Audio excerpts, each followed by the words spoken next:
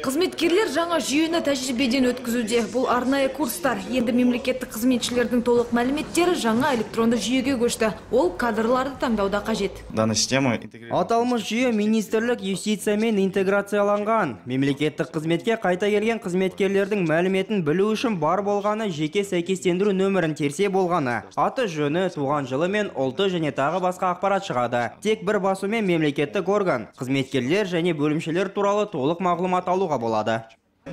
База тек кадр бөлімнің қызметкерлеріне емес, сонымен қатар мемлекеттік қызметшілерге де қажет. Сондай-ақ мансаптық өсу кезеңдері де көрсетілген. Жағымды және жағымсыз жақтарын білуге болады. Ал журналистер мен салық төлеушілер үшін ақпарат жабық.